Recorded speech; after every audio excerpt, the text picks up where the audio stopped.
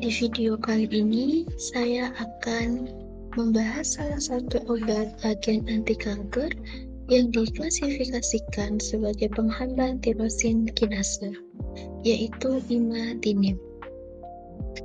Selain itu, di sini saya juga akan menjelaskan mekanisme kerja obat imatinib.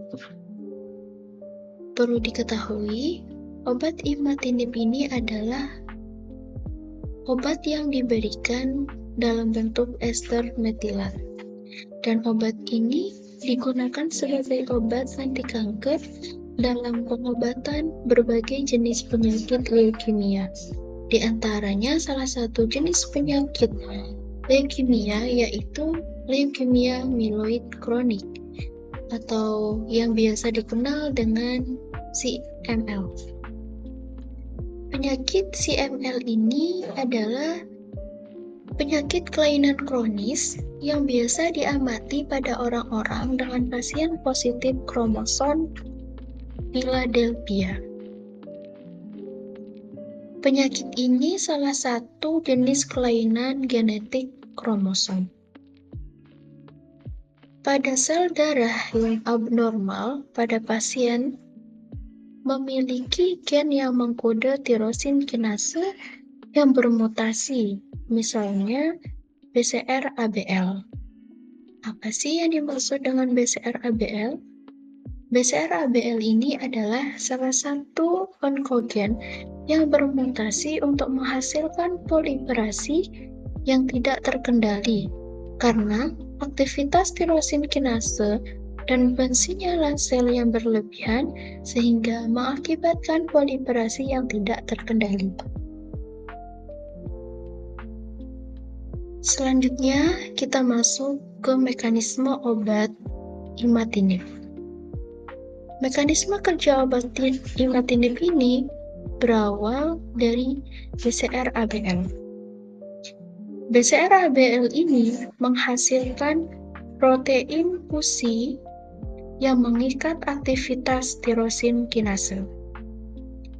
Enzim ini dapat berikatan dengan substrat dan ketika terikat, substrat mengikat residu tirosin.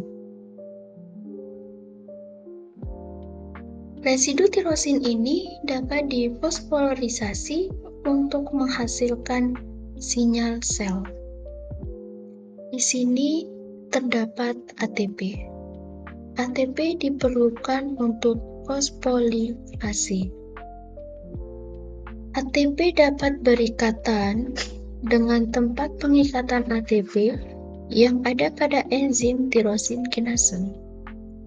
Salah satu molekul fosfat dapat ditransfer ke residu tirosin ini sehingga mengakibatkan fosforilasi substrat.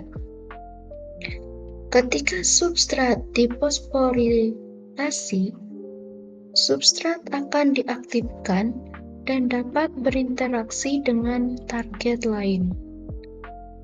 Target ini kemudian dapat berinteraksi dengan banyak jalur dan dapat berinteraksi dengan DNA yang mengakibatkan pelepasan berbagai mediator yang bertanggung jawab untuk proliferasi sel. Dengan ini, tirosin kinase bertanggung jawab untuk proliferasi sel dan pada orang dengan kelainan kromosom positif Philadelphia, tirosin kinase mengikat secara berlebihan sehingga mengakibatkan proliferasi sel yang tidak terkendali.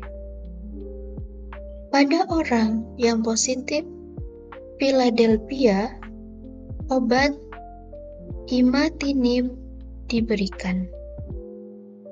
Obat ini dapat memblokir situs pengikatan ATP pada enzim. Ketika ATP diblok, ATP ini tidak dapat mengikat lagi. Bahkan, substrat yang berikatan dengan enzim tirosin kinase ini pun tidak dapat difosforilasi sehingga tidak dapat mengaktifkan sel jalur pensinyalan. Inilah mekanisme kerja dari obat imatinib. Terima kasih kepada teman-teman yang sudah bersedia dan berkenan untuk menonton video saya. Saya ucapkan terima kasih. Kita ketemu lagi pada video-video selanjutnya. Bye.